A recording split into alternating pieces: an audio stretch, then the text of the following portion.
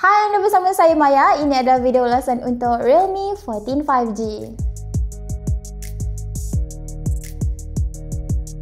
Realme 14 5G ni dia nampak simple tapi futuristik. Saya katakan macam ni pasal bahagian belakang ni kalau kita tengok dia menginspirasikan daripada filem science fiction.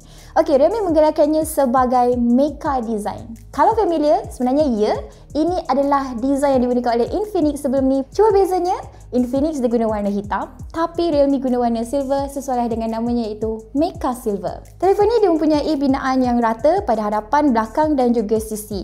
Saya boleh katakan ini adalah design yang kemas dan selesa nak pegang. Tapi, kalau anda jenis yang bergerak aktif, yang selalu bergerak, saya sarankan anda untuk guna casing. Ada casing percuma dalam kotak sebab belakang ni dia licin tapi taklah sehingga menyusahkan. Satu lagi, kalau anda jenis yang kuat berpeluh pula, saya juga sarankan untuk anda pakai casing sebab belakang ni dia senang comot dan kotoran tu kalau melekat dia memang melekat. Kalau tak nak pakai, anda kena rajinlah lap untuk nampakkan sentiasa bersih. Bercakap pasal sebutan standard, sebelah kanan kita ada butang kuasa. Butang kuasa dia extra sebab dia warna orange. Kemudian ada butang laras audio. Bahagian bawah pula ada port USB-C, ada slot SIM dan juga pembesar suara. Dan bahagian atas ada infrared. Pembesar suara dekat Realme 14 5G ni adalah sejenis audio stereo dan dia juga ada ciri halo audio yang boleh jadikan audio tu lebih jelas, lebih sedap nak dengar. Nak sandar-sandar dengan Spotify ke apa, memang sesuai. Realme 14 5G ni dia sesuai untuk kegunaan harian kita. Dekat sini dia menggunakan chip Snapdragon 6 Gen 4 yang baru dilancarkan baru-baru ni. Ini adalah chip spesifikasi kelas pertengahan memfokuskan pada peranti-peranti yang mampu milik. Dengan memori sebesar 8GB RAM dan juga ciri RAM Maya yang sehingga 14GB, pengalaman multitask tu terasa smooth dan sesuai untuk kegunaan harian kita. Apa yang saya nak highlight kat sini adalah Realme 14 5G ni dia ada kolaborasi dengan Mobile Legends Bang Bang. MLBB tu, untuk disclaimer, saya bukanlah gamer yang hardcore tapi setakat nak main cuba-cuba tu boleh lah. Untuk ulasan ni saya main dua permainan. Okey, satu Honor of King dan juga Mobile Legends Bang Bang. Okey, untuk Honor of King, permainan tu dia boleh main sampai 30 frame per second secara konsisten. Untuk MLBB pula, dengan tetapan Ultra, boleh main sampai 90 hingga 120 FPS, terutamanya bila anda aktifkan GT Mode. GT Mode ni memang ada pada Realme 14 5G yang mana dia boleh optimize dan tingkatkan lagi pengalaman gaming tu jadi lebih lancar. Saya nak cakap untuk gaming yang santai-santai memang enjoyable dan lagi best dekat sini anda boleh dengar Spotify juga sambil main game tu. Realme 14 5G juga dia menggunakan Realme UI 6.0. Ini adalah kemaskini yang paling baru dan UI dia sama saja macam peranti-peranti terkini Realme yang ada, simple dan senang nak guna. Realme 14 5G juga dia ada ciri-ciri berasaskan AI. Beberapa yang saya boleh highlight adalah satu, AI Smart Loop 2.0.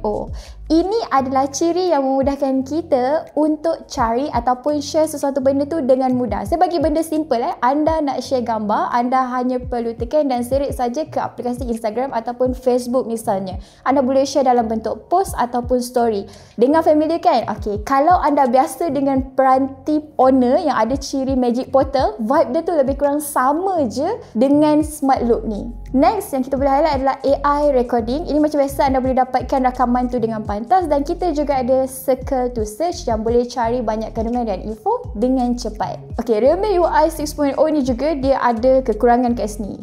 Lebih kurang macam sistem operasi Android yang lain, dia juga tak terlepas daripada masalah bloatware. Beberapa bloatware yang setelah dipasang macam HeyTab ke Realme Hot Something yang kebanyakannya kita tak guna akan sedia dipasang, tapi jangan risau sebab anda boleh saja buang benda ni secara manual. Okey, sebelum saya terlupa, dekat Realme 14 5G juga dia ada ciri dinamakan sebagai Live Alert. Ini adalah ciri yang lebih kurang sama ditawarkan pada peranti-peranti Oppo di mana anda boleh tengok update tu secara live. Sama ada update daripada Grab ke ataupun anda boleh gunakan untuk pemasa dan lain-lain.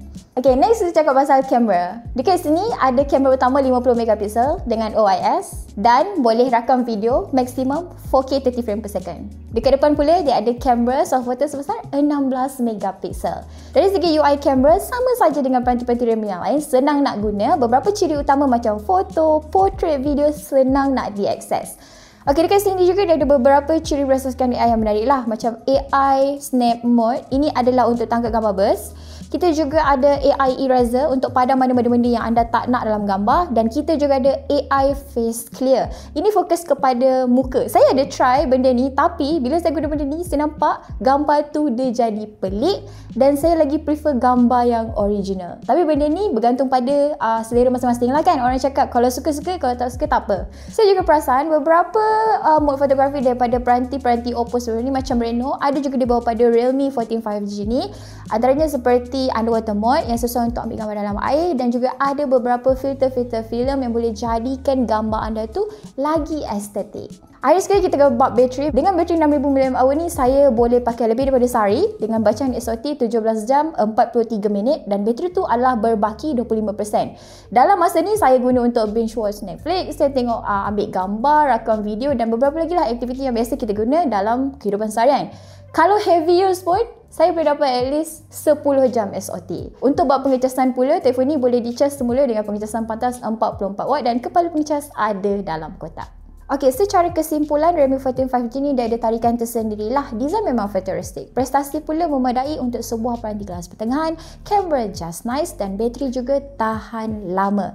Jadi inilah sebuah peranti yang seimbang untuk gaya dan prestasi. Baiklah, sekian daripada saya Maya. Kita jumpa dalam video yang seterusnya. Bye!